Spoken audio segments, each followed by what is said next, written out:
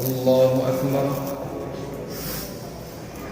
الحمد لله رب العالمين الرحمن الرحيم مالك يوم الدين إياك نعبد وإياك نستعين اهدنا الصراط المستقيم صراط الذين أنعمت عليهم غير المغضوب عليهم ولا الضالين.